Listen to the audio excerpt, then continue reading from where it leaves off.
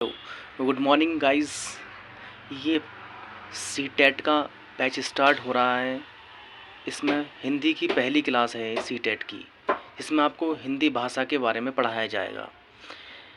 हिंदी भाषा के अंदर दो पैटर्न आते हैं, एक गद्यांश एक पदांश और हिंदी शिक्षण। ठीक है, गद्यांश पदांश आपका 15 अंक का होता है और हिंदी शिक्षण भी आपका 15 अंक का होता है। तो मैं पहले आपको शब्द पढ़ाता हूँ। तो शब्द किसे कहते हैं? शब्द वर्णों के सार्थक समूह को शब्द कहते हैं।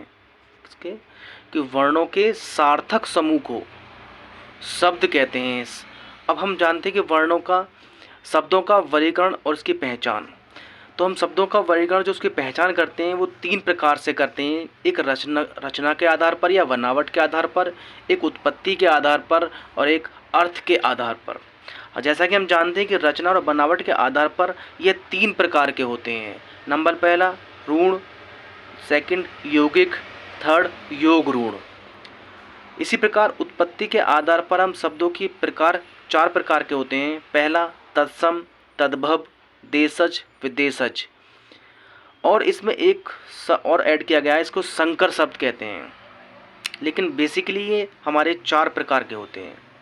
अर्थ के आधार पर ये 2 प्रकार के होते हैं, सार्थक और निरर्थक। तो ये मैंने आपको उसका वर्गीकरण का एक चार्ट बना दिया है। तो हम इसको स्टेप बाय स्टेप पढ़ेंगे। जैसा कि हम जानते हैं कि रचना और बनावट के आधार पर, मैंने आपको बताया कि रचना और बनावट के आधार पर ये 3 प्रकार के होते हैं, ऋण, यौगिक और योग ऋण। ऋण के अंदर क्या होता है कि जो शब्द 2 शब्दों से मिलकर बने होते हैं, ऋण जो शब्द 2 शब्दों से मिलकर बने होते हैं उन्हें हम ऋण कहते हैं। जैसे काम, देश, पागल, ग्रह, आप। यौगिक क्या होगा? यौगिक का अर्थ भी आप समझ लीजिए कि यौगिक को हम मगर संधि विच्छेद करेंगे, तोड़ेंगे इसको, तो योग मीन्स जोड़ होता है। मतलब जो शब्द 2 शब्दों से मिलकर बने होते हैं उन्हें हम यौगिक कहते हैं। जो शब्द 2 शब्दों से मिलकर बने होते हैं उन्हें हम यौगिक कहते हैं। जैसे काम और चोर, काम और चोर को मिलाकर कामचोर बना। देशभक्ति, देश प्लस भक्ति, देशभक्ति। पागल प्लस पन, पागलपन। ग्रह प्लस प्रवेश, गृह प्रवेश। आप प्लस बीती, आप बीती।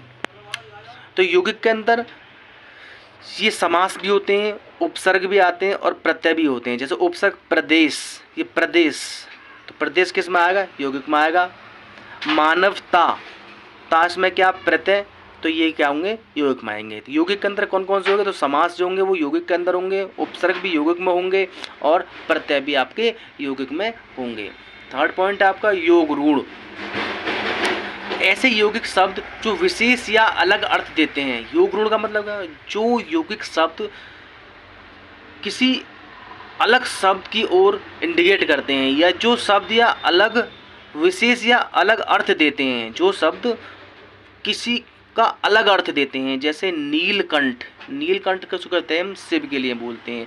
दशानन रावण के लिए बोलते हैं। त्रिनेत्र शिव के लिए बोलते हैं। महादेव शिव के लिए बोलते हैं। गजानन गणेश के लिए बोलते हैं।